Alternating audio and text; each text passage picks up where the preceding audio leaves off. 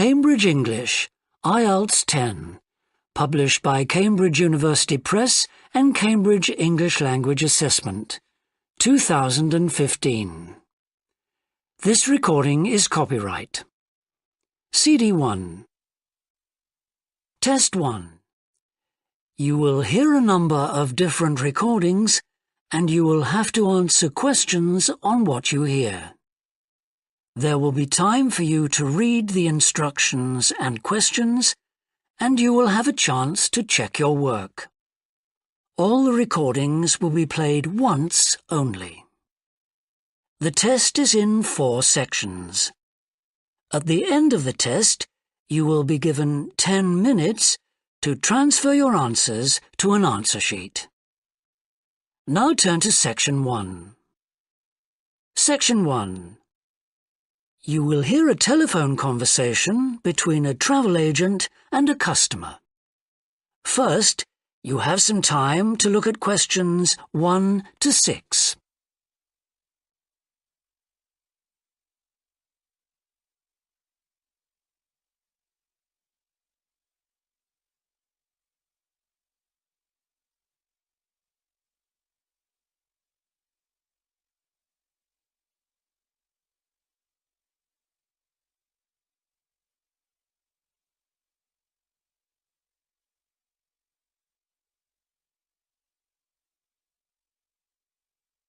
You will see that there is an example that has been done for you. On this occasion only, the conversation relating to this will be played first. Good morning, World Tours. My name is Jamie. How can I help you? Good morning. I want some information on self-drive tours in the USA. Could you send me a brochure? Of course. Could I have your name, please? Andrea Brown.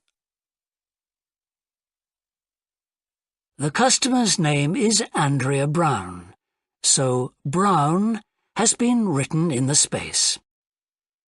Now we shall begin. You should answer the questions as you listen, because you will not hear the recording a second time. Listen carefully and answer questions 1 to 6. Good morning, World Tours. My name is Jamie. How can I help you? Good morning. I want some information on self-drive tours in the USA. Could you send me a brochure? Of course. Could I have your name, please? Andrea Brown. Thank you. And your address? 24 Ardley Road. Can you spell that? ARDLEIGH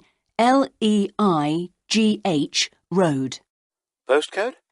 BH5 2OP. Thanks. And can I have your phone number? Is a mobile all right? Fine. It's 07786 643 091. Thank you. And can I ask you where you heard about World Tours? From a friend, or did you see an advert somewhere? No, I read about you in the newspaper. OK, I'll get the brochures in the post to you, but can I give you some information over the phone? What kinds of things do you want to do on your holiday? I'm interested in going to California with my family. I've got 2 children, and we want to hire a car. OK. We have a couple of self-drive tours there, visiting different places of interest in California. The first one begins in Los Angeles, and there's plenty of time to visit some of the theme parks there. That's something on my children's list, so I'd want to include that. Good. Then you drive to San Francisco. From San Francisco, you can drive to Yosemite Park, where you spend a couple of nights. You can choose to stay in a lodge or on the campsite. I don't like the idea of staying in a tent. It'd be too hot. Right. And the tour ends in Las Vegas. OK. The other trip we can arrange is slightly different. It starts in San Francisco, then you drive south to Cambria. Someone told me there's a really nice castle near Cambria. Will we go near that? Hearst Castle is on that road, so you could stop there. Good. I'd like to do that. Does this trip also go into the desert? No, it continues to Santa Monica, where most people like to stop and do some shopping. We have enough of that at home, so that doesn't interest us. OK. Well, you could go straight on to San Diego. That's good for beaches, isn't it? That's right. That's a good place to relax, and your children might like to visit the zoo before flying home. I don't think so. We want some time for sunbathing and swimming. Before you hear the rest of the conversation, you have some time to look at questions 7 to 10.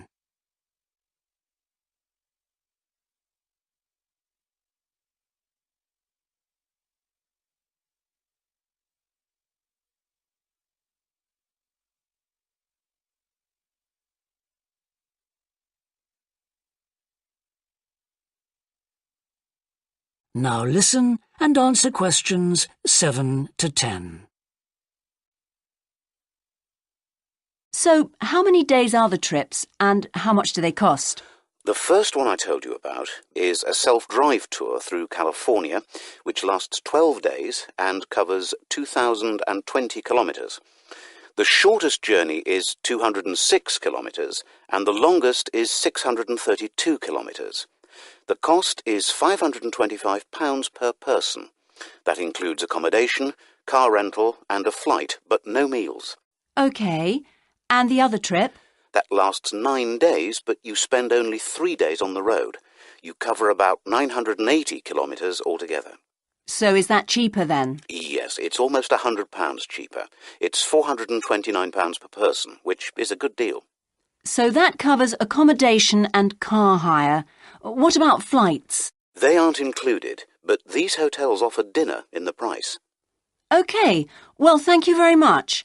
I'll be in touch when I've had a chance to look at the brochure. I'm pleased to help. Goodbye. Goodbye.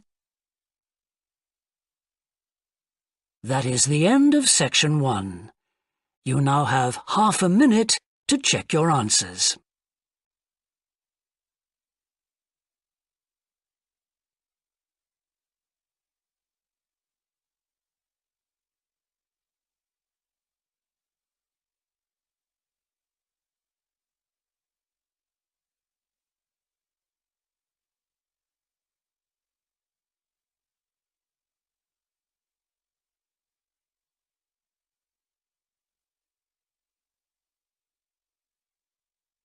Now turn to section 2.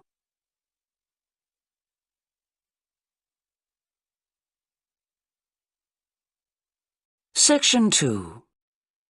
You will hear a fitness manager of a leisure club talking to some new members. First, you have some time to look at questions 11 and 12.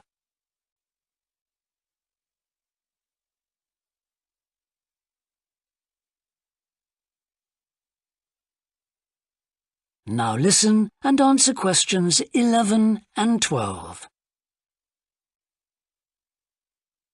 On behalf of LP Clubs, I'd like to welcome you all here today. My name's Sandy Fisher, and I'm one of the fitness managers here. Before we start our tour of the club, I'll just run through some basic information about the facilities we have here, including recent improvements, and explain the types of membership available. Our greatest asset is probably our swimming pool, which at 25 metres isn't Olympic-sized, but now we've expanded it to 8 lanes, it's much wider. This means there are rarely more than a couple of people at a time in each lane. Unfortunately, there isn't space for an outdoor pool here, but the glass roof on the swimming pool is partly retractable, which means you can enjoy something of the open-air experience on warmer days. Our recently refurbished fitness suite has all the latest exercise equipment, including 10 new running machines and a wide range of weight training machines. Each member is given full training in how to operate the equipment, and there is always a trainer on duty to offer help and advice. Although we do have adult-only times after 6 and at certain times at weekends, children are well catered for. Older children continue to benefit from a wide range of tuition, anything from trampolining to yoga. Before you hear the rest of the talk, you have some time to look at questions 13 to 20.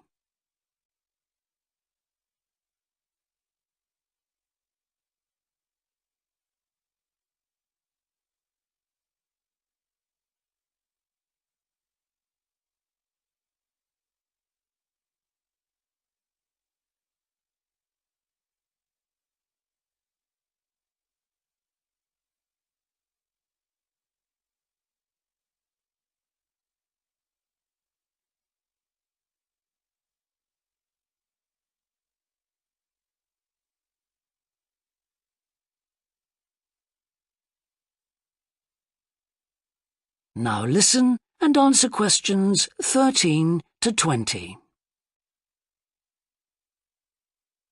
One thing all our members appreciate about us is that we take very good care of them. This starts on day 1 with your personal assessment. You are asked to fill in a questionnaire giving details of any health problems. One of our personal trainers will then go through this with you. The trainer will then take you through the safety rules for using the equipment in the fitness suite. During your next exercise session, a personal trainer will work with you to make sure you understand these. It's very important to do this because we really do want to avoid having any sports injuries. There's a lot more to looking after yourself than simply lifting weights. At the end of the personal assessment, the trainer will draw up a plan outlining what you should try to achieve within a 6-week period. This will then be reviewed at the end of the 6 weeks. Now, I'll just quickly run through the types of membership we have available. All members must pay a joining fee of £90 in addition to the rates for the monthly membership fees. Gold membership entitles you to free entry at all LP clubs. There are now LP clubs in all major cities and towns, so if you travel a lot, this will be a great advantage. Individual gold membership costs £50 a month, and joint membership for you and your partner will cost £75. Premium membership is for professional people whose work commitments make it difficult for them to use the club during the day, and so LP gives booking preferences to Premier members at peak times. This means you'll find it easier to book the sessions at times that suit you. Reciprocal arrangements with other LP clubs are available to Premier members. Premier membership is for individuals only, but you'll be sent passes for guests every month. The monthly fee is £65. You don't have to have any special clothes or equipment when you visit the club. We provide robes and hairdryers in the changing rooms, but it's very important to remember your photo card because you won't be able to get in without it. For people who aren't working during the day, That is the end of section 2. You now have half a minute to check your answers.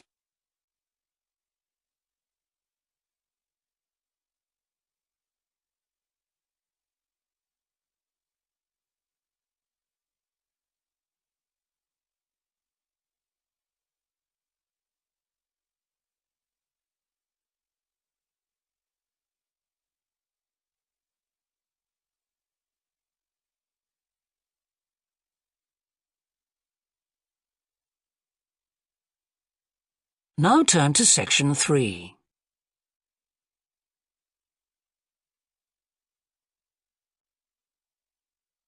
Section 3. You will hear a student called John talking to a professor about a design competition he is entering. First, you have some time to look at questions 21 to 25.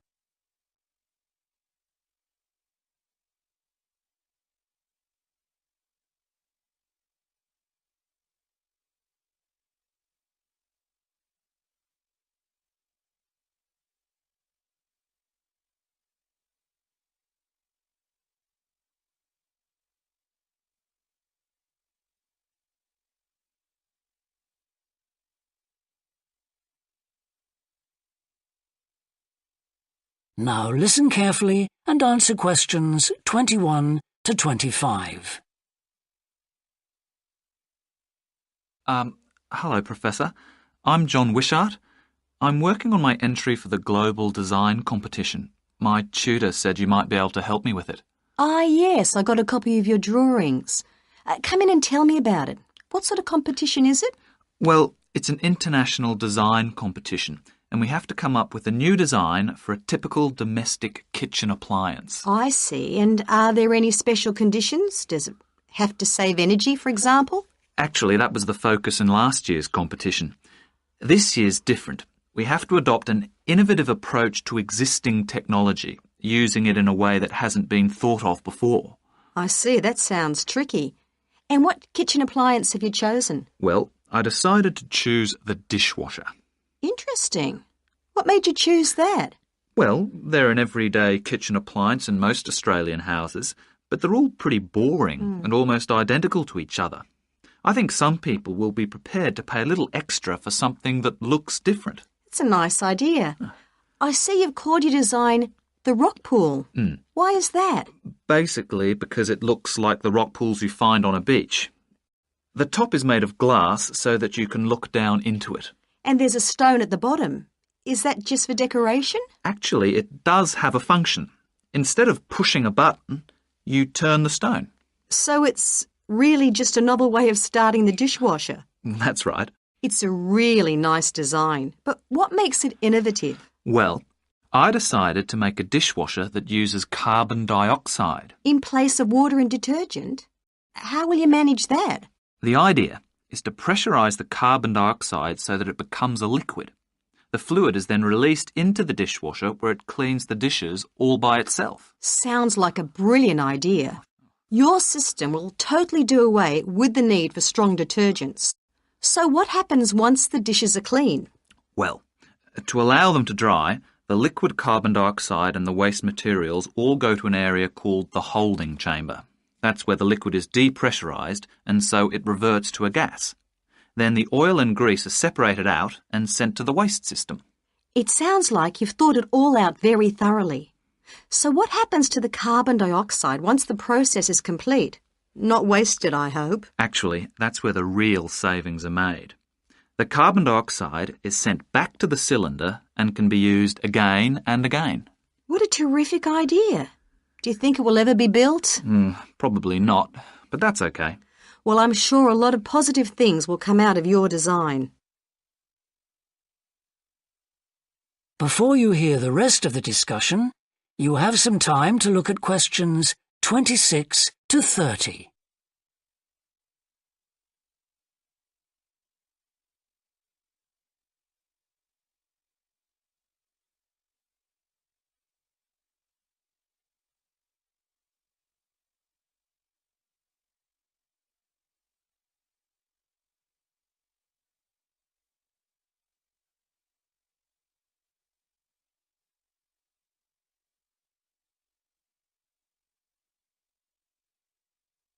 Now listen and answer questions 26 to 30. Now, you seem to have thought about everything, so what exactly did you need me to help you with? Well, my design has made it to the final stage of the competition, and in a few months' time I have to give a presentation, and that's the part I was hoping you could help me with. Right, well, that should be easy enough. What have you managed to do so far? Well, I've got detailed drawings to show how it will work, and I've also written a 500-word paper on it. I see. Well, if you want to stand a good chance of winning, you really need a model of the machine. Yes, I thought I might, but I'm having a few problems. What's the main difficulty so far? Let me guess. Is it the materials? Yes. I want it to look professional, but everything that's top quality is also very expensive. Look, projects like this are very important to us. They really help lift our profile. So why don't you talk to the university about a grant? Oh. I can help you fill out the application forms if you like. Oh, that would be great. You'd better show me this paper you've written as well. For a global competition such as this, you need to make sure the technical details you've given are accurate and thorough. Oh, that would be a great help. Is there anything else I can do? Well, I'm really nervous. That is the end of section 3. You now have half a minute to check your answers.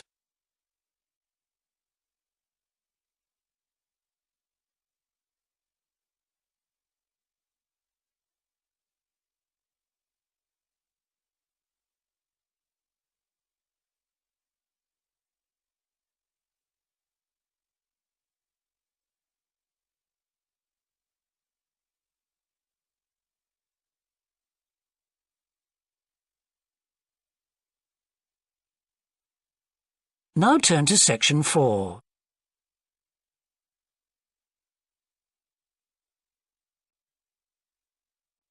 Section 4. You will hear a university lecture about an endangered bear in British Columbia, Canada, known as the spirit bear.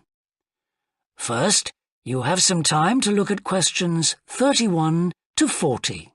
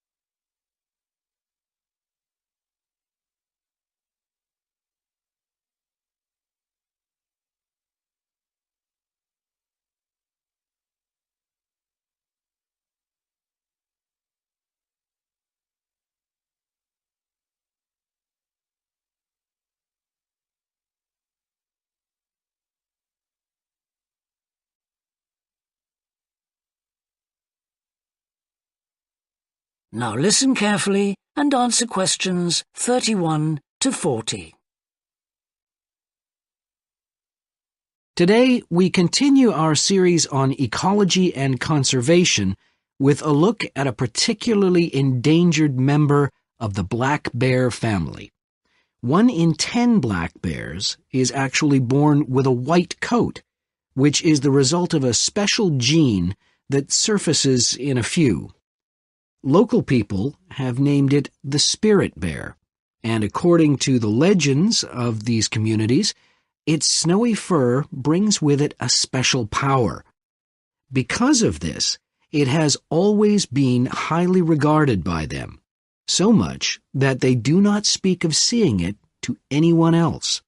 It is their way of protecting it when strangers visit the area. The white bear's habitat is quite interesting. The bear's strong relationship with the old-growth rainforest is a complex one. The white bear relies on the huge, centuries-old trees in the forest in many ways. For example, the old-growth trees have extremely long roots that help prevent erosion of the soil along the banks of the many fish streams. Keeping these banks intact is important because these streams are home to salmon, which are the bear's main food source. In return, the bear's feeding habits nurture the forest. As the bears eat the salmon, they discard the skin and bones in great amounts on the forest floor, which provide vital nutrients. These produce lush vegetation that sustains thousands of other types of life forms, from birds to insects and more. Today, the spirit bear lives off the coast of the province of British Columbia on a few islands. There is great concern for their survival, since it is estimated that less than 200 of these white bears remain. The best way to protect them is to make every effort to preserve the delicate balance of their forest environment. In other words, their ecosystem.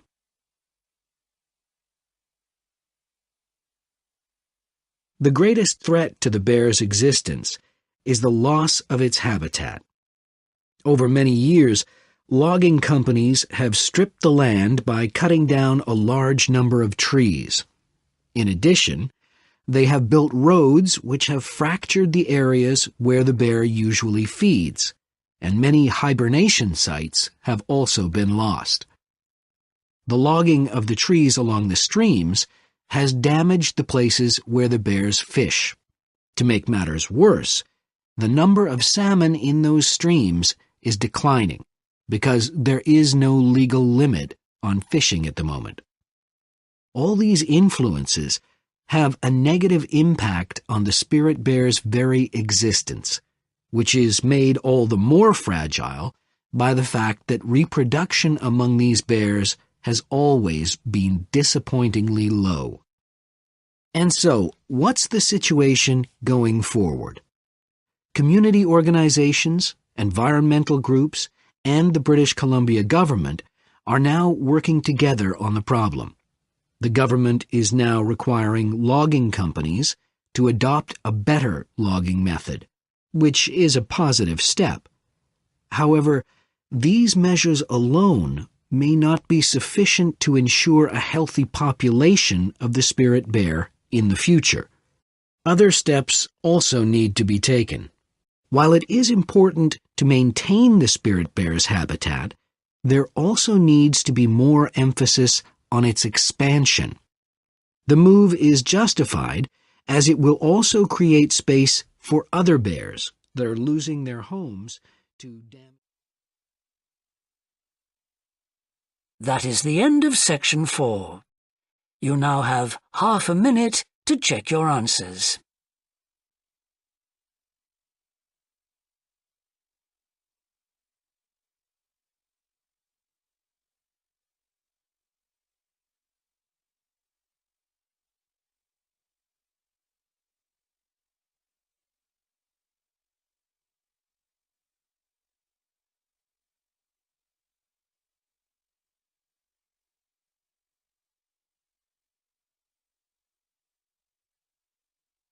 That is the end of the listening test. In the IELTS test, you would now have 10 minutes to transfer your answers to the answer sheet.